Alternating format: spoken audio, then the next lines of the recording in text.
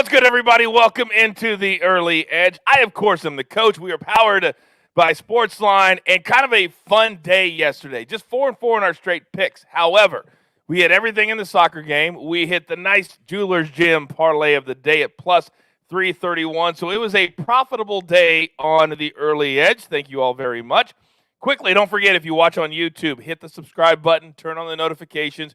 We've got so much content coming at you, it's hard to know when it drops into your feed. Currently, golf episode, Preakness Stakes dropped yesterday, and also later this morning, I will be taping our MMA episode with our guy Ian Parker, who is winning at about an 85% clip right now.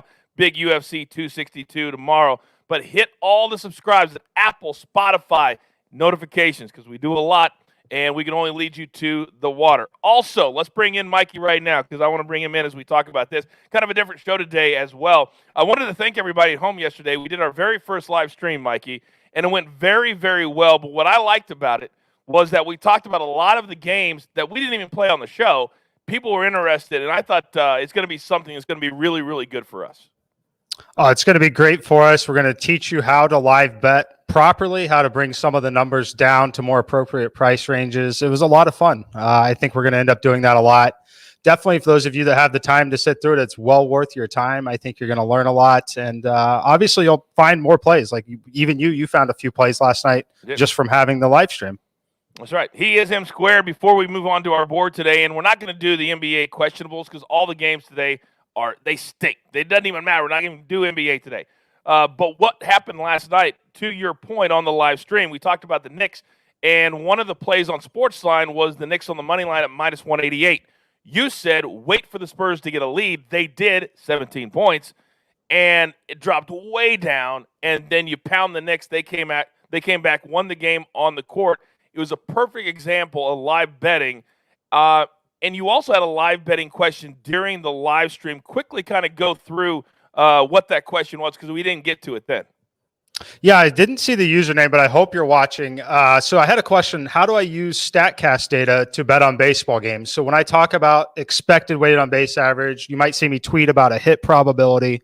With the StatCast data, we can see every pitch, the velocity that it's thrown with. We can see every batted ball, how hard the ball was hit, at what angle it was hit, all of that.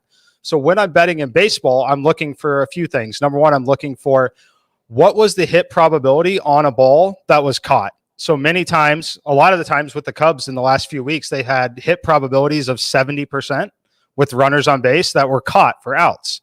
That is essentially not supposed to happen. There was a 30% chance of that being a catch, and it was caught, right? So we're looking for things like that. We're looking for velocity drops in a starting pitcher. So around second, third inning, you might see a starting pitcher lose a mile per hour to 1.2 on a fastball on certain things. You also have the location of pitches coming in.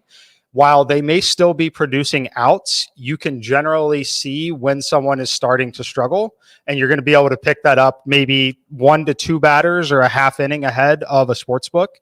So that's what I do personally when I'm looking to live bet. Wow. I'll drop some of those links on Twitter. Usually when I sweat a game, I try and tweet out the link so you can follow it. But that's how I watch every game, is I watch the data coming in here with the game. And you learn a lot really quickly about the probabilities. And a fun exercise is to watch a ball being hit and essentially guess what the velocity was or what the probability of it being a hit was. And you'll really quickly be able to learn that. And you don't even have to have the data up anymore to understand when a team is likely getting lucky or very unlucky in a moment. Educate and entertain. That's what it's all about. Make sure you follow Mikey on Twitter. There you see his handle. For those of you listening, it's at Mike5754. Quickly, and we're going to get to our board. Last night, you also said on the live stream that because of the number in the Blazers coming down from 5.5 to 3.5, that would indicate that Ayton would not play for the Suns. He didn't. The Blazers covered, just like you said, and Lillard went nuts, just like you said live that he would. Yeah, definitely.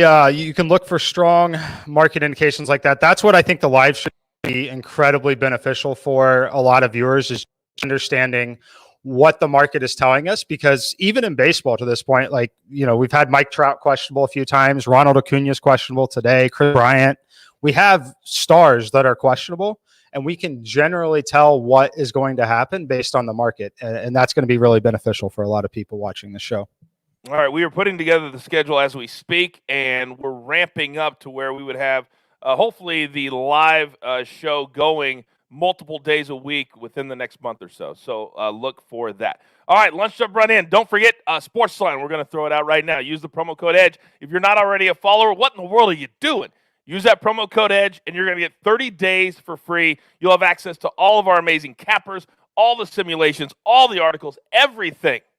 30 days for free. Use the promo code EDGE. So today we got a multiple of plays, a lot of different things today on the show. We're going to start with our SportsLine plays. We're going to start because yesterday we absolutely cleaned it up in the world of soccer, courtesy Martin Green. We're going back to the well again today, 3 p.m. Eastern time, Manchester City, Newcastle. Now, yesterday we rooted for a bunch of goals. We rooted for the over. Not today.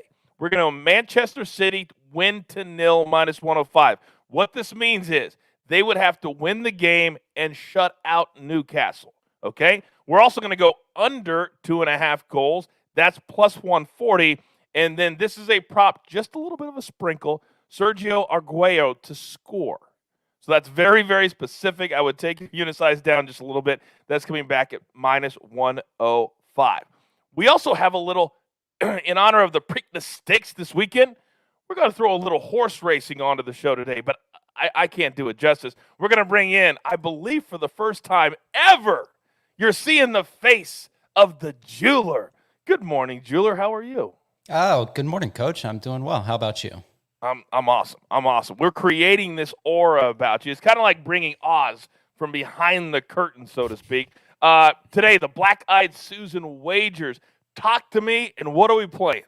All right, so today is the Black-Eyed Susan Stakes, and that is sort of like the Kentucky Oaks is to the Kentucky Derby, right? So it's the 3-year-old fillies, and the post time is set for 5:54 p.m. Eastern at Pimlico. That's race 13 if you're looking for it on your book. And so SportsLine has some picks from Jonathan Coachman, who is expert horse handicapper. He won nearly over $350,000 at last year's Breeder Cup. This guy knows his stuff. Expert guy, knows his horses. So the favorite is a horse, Beautiful Gift. It's a Bob Baffert trained horse, and Coachman is fading that horse. So we're not going to be playing that pony. Instead, he's got 3 top choices that all have decent odds here on the morning line. So number 1, his top choice is the 9 horse, Adventuring. So she's 4-1. Well-bred and ridden by Florian Giraud. I believe I'm saying that right. Florian Giraud. Okay. Yes, he's French jockey, and trained by Brad Cox. Strong pedigree with both the horse and the jockey. And then we're also on the 8 horse. The Grass is Blue, 6-1. Ran extremely well in the Kentucky Oaks, almost winning. And Irad Ortiz Jr. is hopping aboard that filly, and I got a fun Irad Ortiz story. Gulfstream Park is just down the road, so me and the boys used to go down there pre-COVID, right? And they don't know much about horse racing. I don't know much either, but I knew Irad Ortiz was a stud, so I would just blindly bet Irad Ortiz and looked like a genius because I think he won 5 races that day.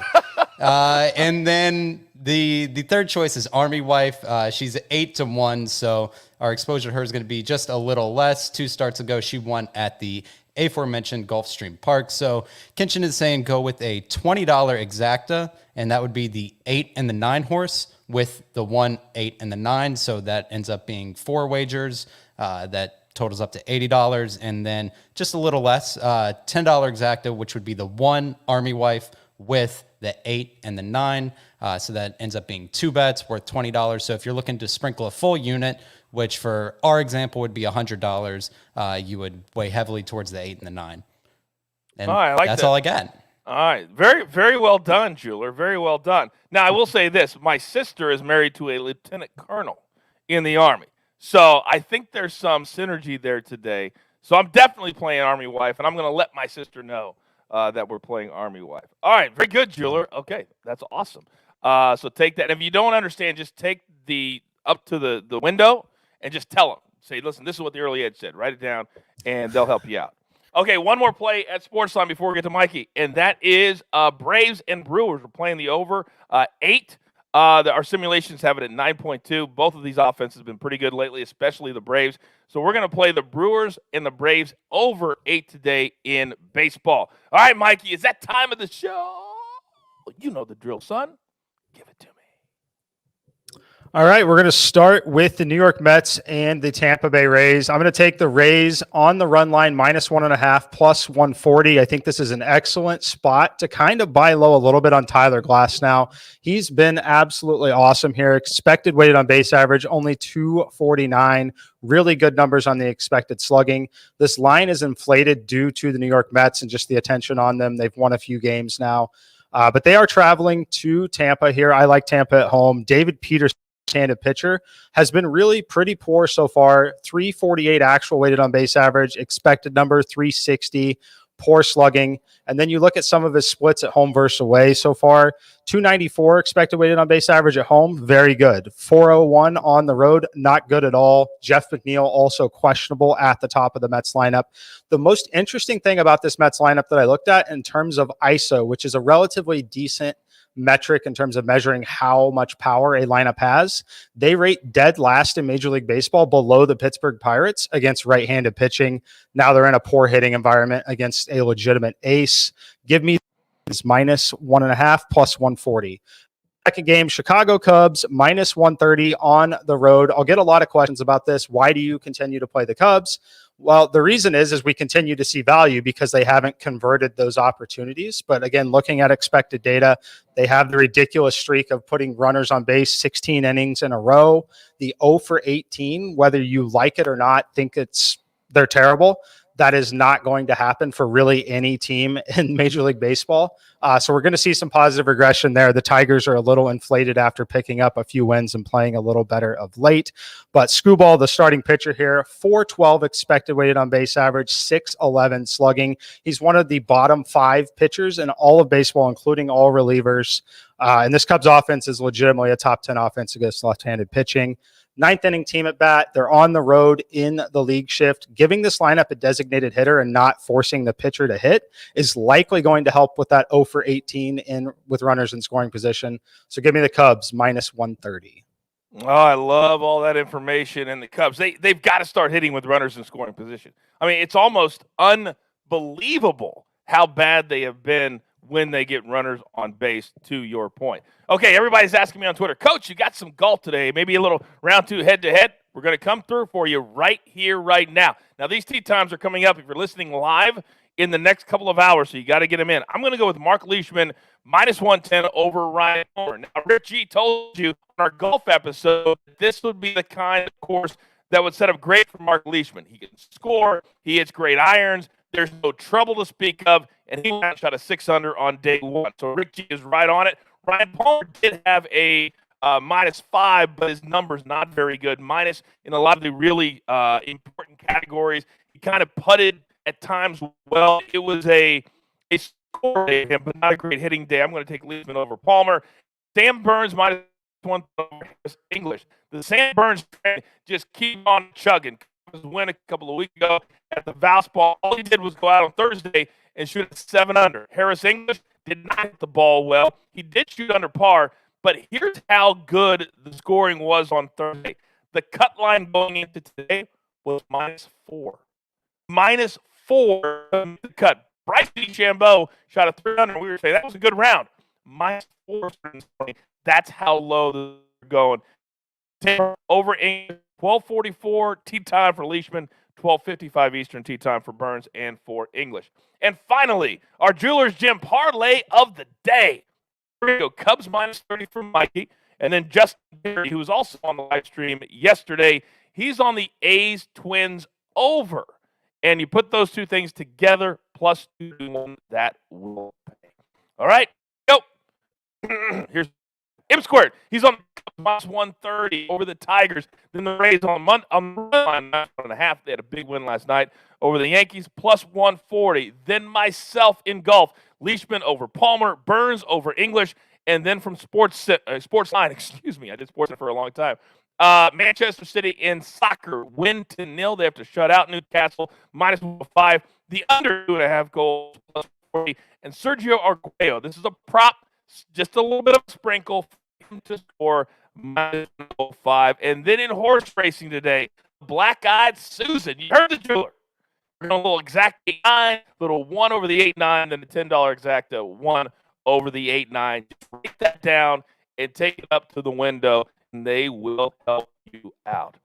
I am from today, but we are rejuvenated. We love the fact that you are loving everything that we're doing. Don't forget, we're taking the MMA episode with Ian Parker momentarily. That will be in your feed later today for the big UFC 2 card down there in Houston on Saturday night. By the way, they broke an all-time record, over $4 million gate for that UFC fight on Saturday night. You've got your March Sports. Let's take all of these tickets straight to the pay window. Squared for cheap. Jeweler, you can see him who puts it all together. I am the coach. This is the only place. Your golf, your MMA, and your regular sports too. Early Edge. Good luck. Do you want best bets in your feed every single day? All you have to do is hit that subscribe button to stay up to date with all things Early Edge.